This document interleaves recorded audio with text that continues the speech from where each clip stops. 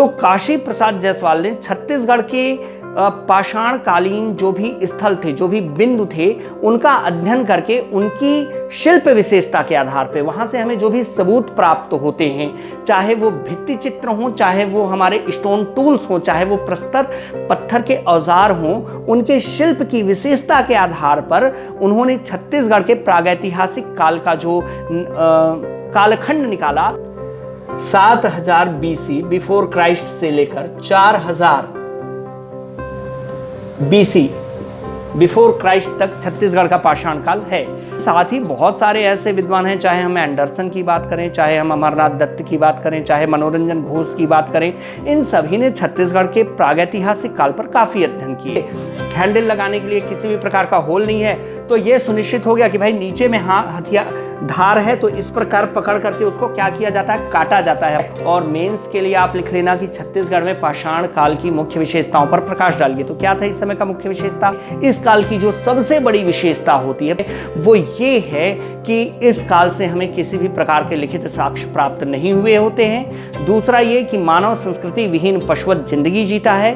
तीसरा ये कि इस काल में मानव के जीवन को सरल बनाने, जीवन की चुनौतियों को सरल बनाने के लिए प्रयोग में आने वाला जो सबसे महत्वपूर्ण तत्व है वह है पत्थर। मानव द्वारा विचारों की अभिव्यक्ति जो है वो चित्रकला के माध्यम से होती थी। अभिव्यक्ति के लिए छत्तीसगढ़ में उसने गुफाओं के अंदर भित्ति चित्र का निर्माण किया और इन भित्ति चित्र के माध्यम से अपनी गतिविधियों से हमें परिचित करा रहा है आज भी। फिर इसके बाद है इस समय की बहुत बड़ी विशेषता है जो है वो प्रस्तर उद्योग है ना, स्टोन इंडस्ट्रीज। तो स्टोन इंडस्ट्रीज मानव ने अपने जीवन की चुनौतियों को सरल बनाने के लिए पत्थर के औजारों का प्रयोग करना इस काल में आरंभ कर दिया था, जो आइंस्टीन के द्वारा कथित कथन आवश्यकता आविष्कार की जननी है का यहाँ हम रूपांतरण बहुत ही अच्छे तरीके से देख सकते हैं।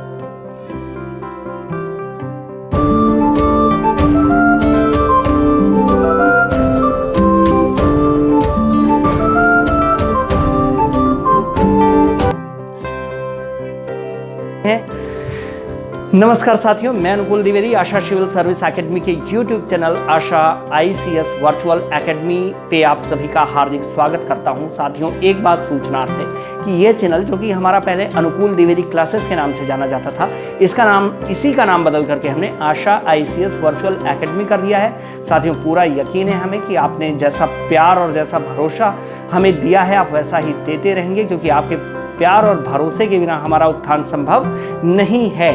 तो बहुत गुजारिश है जिन लोग नए जुड़े हैं उन सभी से कि चैनल सब्सक्राइब कर लें, वीडियो लाइक कर दें और साथ ही बेल आइकन दबाना ना भूलें, ताकि हमारे सारे नोटिफिकेशंस आपको यथा समय प्राप्त हो सके। साथ ही पुराने सब्सक्राइबर्स को बहुत बहुत नमस्कार, तहे दिल से नमन।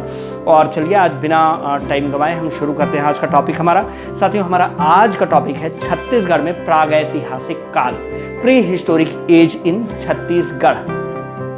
तो जो prehistoric age in Chhattisgarh है, अगर हम देखें तो इतिहास चाहे वो कहीं का भी हो, विश्व के किसी भी कोने का भी, किसी भी कोने का हो, जब हम उसका अध्ययन करते हैं तो अध्ययन की सुविधा की दृष्टि से हम उसे 3 भागों में बांटते हैं। और इतिहास का प्रथम चरण जो है, प्रथम भाग, वो प्रागैतिहासिक काल होता है। इस काल की जो सबसे बड़ी विशेषता होती है, प्री हिस्टोरिक एज का जो सबसे मेन कैरेक्टरिस्टिक होता है वो ये है कि इस काल से हमें किसी भी प्रकार के लिखित साक्ष्य प्राप्त नहीं हुए होते हैं। दूसरा ये कि मानव संस्कृति विहीन पशुवत जिंदगी जीता है। तीसरा ये कि इस काल में मानव के जीवन को सरल बनाने, जीवन की चुनौतियों को सरल बनाने के लिए प्रयोग में आने वाला जो सबसे महत्वपूर्ण तत्व है वह है पत्थर। तो इसी कारण से हम इस काल को प्रस्तर युग, पाषाण काल या स्टोन एज भी कहते हैं। और क्या क्या नाम है साथियों इसके? प्रस्तर युग, पाषाण काल और स्टोन एज। तो ये 3 नाम इसके और हैं। इन 3 नामों से और हम इस काल को जानते हैं। और अध्ययन की सुविधा की दृष्टि से छत्तीसगढ़ के पाषाण काल को हमने, छत्तीसगढ़ के प्री हिस्टोरिक एज को, स्टोन एज को हमने 4 भागों में विभाजित किया है। वो कौन कौन से? पूर्व पाषाण काल, मध्य पाषाण काल, उत्तर पाषाण काल और नव पाषाण काल। Pre stone age, middle stone age, later stone age और न्यू स्टोन एज। साथियों, अगर हम इसके कालखंड की बात करें, क्रोनोलॉजी की बात करें, तो भारत ही नहीं बल्कि संपूर्ण विश्व के विख्यात इतिहासकार, और न सिर्फ इतिहासकार बल्कि भारत के एक महान राष्ट्रीय साहित्यकार काशी प्रसाद जायसवाल, दोनों थे ये, इतिहासकार भी साहित्यकार भी। तो काशी प्रसाद जायसवाल ने छत्तीसगढ़ के पाषाण कालीन जो भी स्थल थे, जो भी बिंदु थे, उनका अध्ययन करके उनकी शिल्प विशेषता के आधार पे वहाँ से हमें जो भी सबूत प्राप्त होते हैं, चाहे वो भित्ति चित्र हों, चाहे वो हमारे स्टोन टूल्स हों, चाहे वो प्रस्तर पत्थर के औजार हों, उनके शिल्प की विशेषता के आधार पर उन्होंने छत्तीसगढ़ के प्रागैतिहासिक काल का जो कालखंड निकाला। उनके अनुसार छत्तीसगढ़ का प्रागैतिहासिक काल 7000 ईसा पूर्व, 7000 BC बिफोर क्राइस्ट से लेकर 4000 BC बिफोर क्राइस्ट तक छत्तीसगढ़ का पाषाण काल है। मतलब 3000 वर्ष तक हमारे छत्तीसगढ़ में क्या रहा, पाषाणकालीन मानवीय गतिविधि जो है वो यहाँ दर्ज की गई सबूतों के आधार पर। काशी प्रसाद जायसवाल ऐसा कहते हैं। इसके साथ ही बहुत सारे ऐसे विद्वान हैं, चाहे हम एंडरसन की बात करें, चाहे हम अमरनाथ दत्त की बात करें, चाहे मनोरंजन घोष की बात करें, इन सभी ने छत्तीसगढ़ के प्रागैतिहासिक काल पर काफ़ी अध्ययन किए। तो अगर हम देखें छत्तीसगढ़ में प्रागैतिहासिक काल के प्रथम चरण को, जो हमने अध्ययन की सुविधा के लिए इसे प्री स्टोन एज कहा है, तो प्री स्टोन एज के जो मुख्य स्पॉट्स हैं, जो प्रमुख बिंदु हैं छत्तीसगढ़ में, उसमें सबसे पहला है सिंघनपुर की गुफा। कौन सी? सिंघनपुर की गुफा। इसके पश्चात दूसरा है चंबरढाल की गुफा। चंबरढाल लिखते जाइएगा, नोट्स बनाते चलिए साथ में, चंबरढाल की गुफा। और तीसरा है महानदी घाटी। महानदी घाटी। तो यहां पर मैं आपको बता दूं, सिंघनपुर की गुफा, चंबरढाल की गुफा, महानदी घाटी, ये तीनों के तीनों जो स्पॉट्स हैं, तीनों के तीनों जो बिंदु हैं, ये कहां है? रायगढ़ जिले में। रायगढ़, ठीक है, कहां पर है ये? रायगढ़ जिले में है। यहां पर मैं आपको छत्तीसगढ़ का नक्शा बना करके थोड़ा यहाँ पर बताना चाहूँगा कि ये किस प्रकार का पूरा इनका प्रागैतिहासिक कालीन छत्तीसगढ़ में जो मानवीय गतिविधि है उसका जो मूल नक्शे में अगर हम देखें तो कौन सा एरिया था। तो ये देखिए इस प्रकार से ये यहाँ पर आपका पड़ जाएगा रायगढ़ जिला। रायगढ़ जिला से लगा हुआ है आपका जांजगीर चांपा। जांजगीर चांपा के ऊपर है यहाँ पर बिलासपुर पश्चिम साइड में। अगर हम इसके नीचे देखें तो यहाँ पर पड़ता है हमारा बलौदा बाजार। बलौदा बाजार के ठीक नीचे पड़ेगा आपका रायपुर, और रायपुर से यहाँ से है महासमुंद, ये है गरियाबंद, एक मिनट क्षमा चाहूंगा, ये है रायपुर। रायपुर के नीचे है धमतरी। यहां पर अगर आप देखें ये है बेमेतरा, दुर्ग और बालोद। इसके साथ ही यहां पर है आपका राजनांदगांव। हमें इतने जिलों की आवश्यकता पड़ेगी छत्तीसगढ़ में प्रागैतिहासिक काल पढ़ने के लिए। जिलों का विभाजन आप समझते होंगे, मैं समझता हूं बखूबी। तो अगर आप सिंघनपुर, चंबरढाल की जो गुफा है और महानदी की घाटी की बात करेंगे तो पहले इनका एक सामान्य परिचय ले लेते हैं। सिंघनपुर की गुफा की खोज 1910 में एंडरसन के द्वारा की गई। 1910 में एंडरसन इसके अंदर से, इस गुफा के अंदर से 5 कुल्हाड़ी ये प्राप्त किया मनोरंजन घोष ने, राय बहादुर मनोरंजन घोष, वो भी एक पुरातत्वविद थे। और इसके साथ ही अगर हम देखें तो जो चंबरढाल की गुफा है, चंबरढाल की गुफा की खोज, चंबरढाल की गुफा हम यहां पर बना करके लिख देते हैं। इसके जो खोजकर्ता थे वह थे अमरनाथ दत्त। अमरनाथ दत्त रेलवे विभाग के कर्मचारी थे। जब इस क्षेत्र में रेलवे का सर्वेक्षण चल रहा था तो उस वक्त ये घूमते फिरते सिंघनपुर की गुफा के आसपास ऐसी जगह पहुंचे जहां एक गुफा थी और अंदर में काफ़ी चित्रकारियां की गई थी। तो उन्होंने अपने अधिकारियों के माध्यम से इस बात को उजागर किया कि ये जो चंबरढाल की गुफा है रायगढ़ जिले में, वह भी प्रागैतिहासिक मानव की गतिविधि का केंद्र रहा है। तो हम यहाँ पर देखते हैं रायगढ़ से हमको 3 स्थल मिले। कौन कौन से? सिंघनपुर की गुफा, सिंघनपुर, यहीं बगल में चंबरढाल,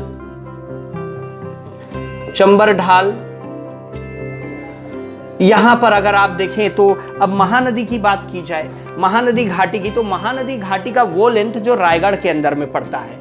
तो महानदी को आप देखिए यहाँ निकलती है कहाँ से भाई साहब, धमतरी से निकलती है, क्षमा चाहूंगा थोड़ा रेड कलर से बना रहा हूँ, धमतरी से निकलती है, थोड़ा कांकेर जाती है, फिर धमतरी आ जाती है। फिर इसके बाद रायपुर गरियाबंद की सीमा बनाती हुई, रायपुर महासमुंद की सीमा बनाती हुई, बलौदा बाजार को बीचों बीच बहती हुई, बीचों बीच दो भागों में बांटती हुई, ये देखिए इस प्रकार से दाहिने तरफ मुड़ती है और इस प्रकार मुड़ करके वो राजनांदगांव और क्षमा चाहूंगा जांजगीर चांपा और बलौदा बाजार की सीमा बनाती हुई रायगढ़ में प्रवेश करती है और फिर निकल जाती है कहाँ, उड़ीसा। ठीक है, तो इसका जो लेंथ रायगढ़ के अधीन, रायगढ़ जिले के अंदर पड़ता है, उसके अगल बगल की जो घाट हैं इसे हम कहते हैं वह महानदी का वह घाट जहां पर हमें मानवीय गतिविधि के साक्ष्य प्राप्त हुए हैं। तो सिंघनपुर से हमको प्राप्त होते हैं, देखिए इसकी खोज 1910 में एंडरसन ने की, 5 कर चलित कुल्हाड़ियां जिन्हें हम हैंडेक्स कहते हैं। अगर आकृति हैंडेक्स की आप देखें तो वो कैसा होता है, लगभग एक पत्थर को गिरा के तोड़ करके इस प्रकार का बना दिया।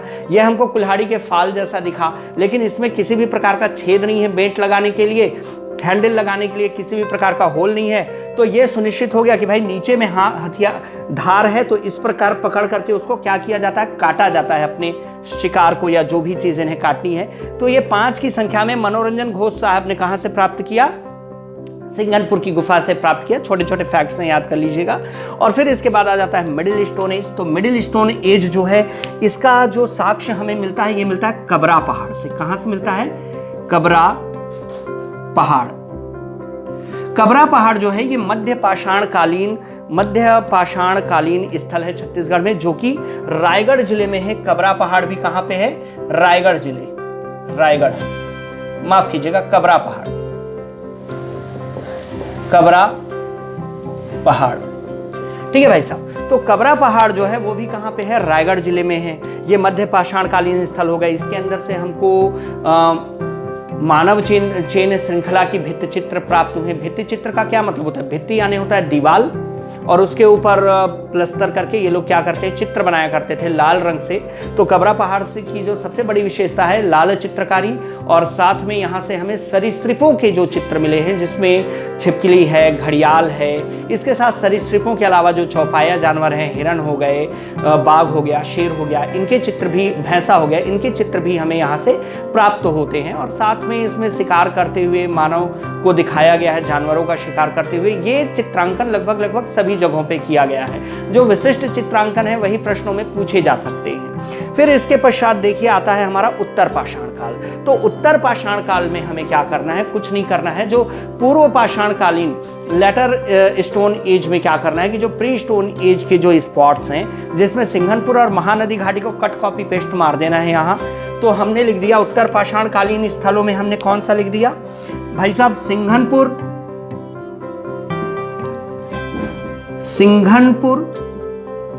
अब सिंघनपुर से हमको दोनों के साक्ष्य मिलते हैं, पूर्व पाषाण काल और उत्तर पाषाण काल दोनों के मिलते हैं। फिर इसके बाद महानदी घाटी एंड देन एक जगह इसमें और जोड़ दीजिएगा। जोड़ने का चिन्ह कैसे लगाते हैं, धन से। तो आपको बता दूं वो धनपुर वो स्थान है, धनपुर से हमें कुछ स्टोन टूल्स मिलते हैं, तो वो है बिलासपुर में। ठीक है भाई साहब, तो ये है कहां, बिलासपुर।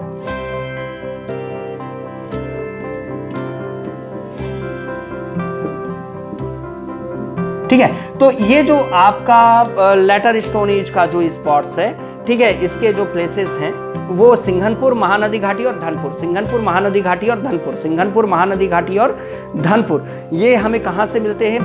धनपुर जो है बिलासपुर में है। किस काल के हमको साक्ष्य मिलते हैं, उत्तर पाषाण कालीन साक्ष्य प्राप्त होते हैं। जो लेटर स्टोन एज के जो भी ह्यूमन एक्टिविटी के एविडेंसेस हैं वो हमको यहाँ से मिलते हैं। साथ ही अगर हम नव पाषाण काल की बात करें तो नव पाषाण काल में मानव का विस्तार छत्तीसगढ़ में थोड़ा ज्यादा हो गया, पूर्व से लेकर पश्चिम तक हो गया। हम अगर इसके साक्ष्यों की बात करें तो कहां से मिलते हैं, तो इसके जो स्थान है उसको हम क्या लिखेंगे, अटैची। क्या लिखेंगे, अटैची, अटैची लिखेंगे भाई साहब। क्या लिखेंगे, नव पाषाण कालीन स्थल अटैची। अब आप बोलोगे अटैची कौन सा है, तो ये देखिए आ से है अर्जुनी, जो कि दुर्ग में है, और इसके साथ में है चितवा डोंगरी। चितवा डोंगरी ये स्थान जो है हमारा, ये राजनांदगांव जिले में। कहां पे? राजनांदगांव जिले में। इसके अलावा एक स्थान और है बोनटीला।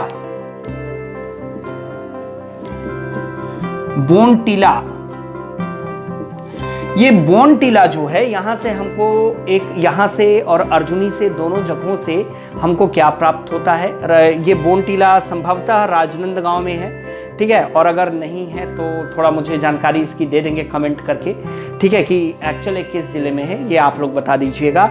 मैं बाकी का बता दे रहा हूँ, अर्जुनी का बता दे रहा हूँ, चितवा डोंगरी का बता दे रहा हूँ। अच्छा, टेरम मैंने नहीं बताया आपको यहाँ पे भाई साहब, सॉरी, टेरम, ठीक है। तो ये टेरम जो है ये रायगढ़ जिले में है। यहाँ से भी हमें गुफा प्राप्त हुआ है, गुफा के अंदर भित्ति चित्र प्राप्त हुए हैं। बोनटीला और अर्जुनी से हमको हथौड़े प्राप्त हुए हैं। और इस प्रकार से हम देखें तो छत्तीसगढ़ में जो पाषाण उद्योग है, स्टोन इंडस्ट्री, ये इस काल में काफ़ी फल फूल रही थी। और स्टोन इंडस्ट्री का फलना फूलना जो है वो मानव के दिमागी विकास को दिखाता है, ठीक है। साथ में अगर हम देखें चितवा डोंगरी, तो इसकी खोज जो है वो बघेल और रमेंद्रनाथ मिश्र, बघेल और रमेंद्रनाथ मिश्र ने की थी। यहाँ की सबसे बड़ी विशेषता गुफा के अंदर से ड्रैगन का चित्र, ड्रैगन जो चाइनीज मैथिकल मैं कहूँगा मैथिकल जीव है, ठीक है। और यहाँ से साथ ही हमें जो महत्वपूर्ण चीज़ मिली है कि यहाँ से हमको लगभग मान करके चलिए 27 गुफाएं आसपास से प्राप्त हुई हैं। 27, कम नहीं होती हैं, बहुत ज़्यादा हैं। तो वहाँ से हमें मानवीय गतिविधि के साक्ष्य प्राप्त हुए हैं। ये चितवा डोंगरी जो है ये एक्चुअल मैकल श्रेणी में पड़ता है। और इसके साथ अगर हम देखें तो जो नवपाषाण कालीन छत्तीसगढ़ में जो मानवीय गतिविधि के केंद्र थे वो पूरे छत्तीसगढ़ में पूर्व से लेके अब यहां पर देखिए चितवा डोंगरी,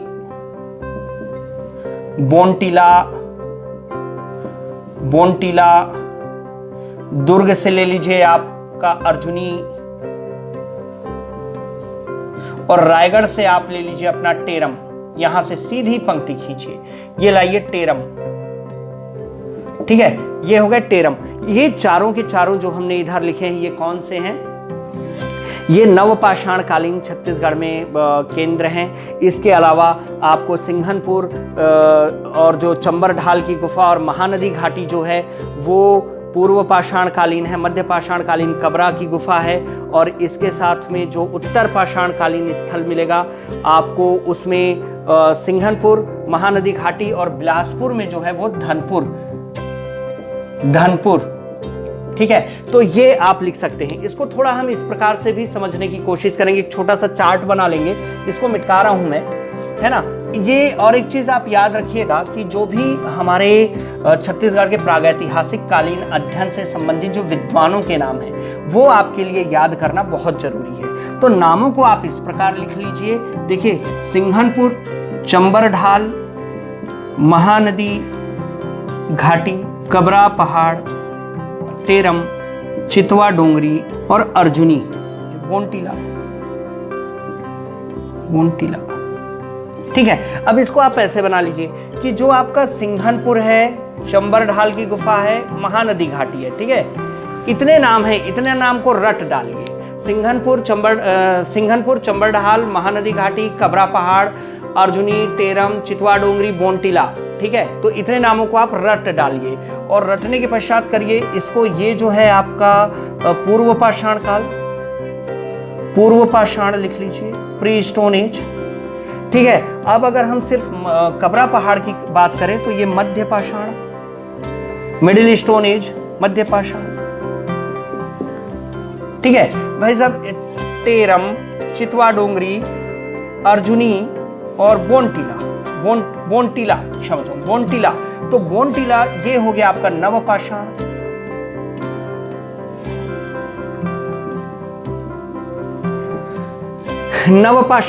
और इसके अलावा जो हमारा बच रहा है उत्तर पाषाण, तो उत्तर पाषाण को आप कर दीजिएगा। ये हो गया सिंघनपुर, हो गया महानदी घाटी हो गई, और एक बिलासपुर में जो पड़ता है धनपुर यहां लिख दे रहा हूं, धनपुर, ठीक है। तो धनपुर को आप ऐसे ले लो, ये आपका हो गया कौन सा? उत्तर पाषाण।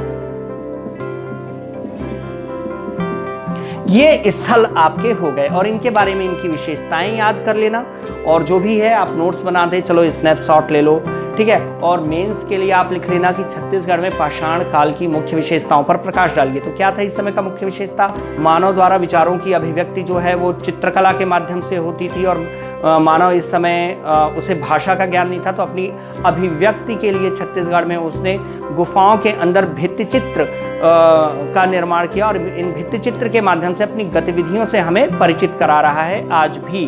फिर इसके बाद है इस समय की बहुत बड़ी विशेषता है जो है वो प्रस्तर उद्योग है ना, स्टोन इंडस्ट्रीज। तो स्टोन इंडस्ट्रीज मानव ने अपने जीवन की चुनौतियों को सरल बनाने के लिए पत्थर के औजारों का प्रयोग करना इस काल में आरंभ कर दिया था, जो आइंस्टीन के द्वारा कथित कथन आवश्यकता आविष्कार की जननी है का रूपांतरण बहुत ही अच्छे तरीके से देख सकते हैं, जिसके तहत मानव ने अपने आवश्यकता के विकास के अनुसार अपने लिए औजारों का निर्माण जो है वो आरंभ किया।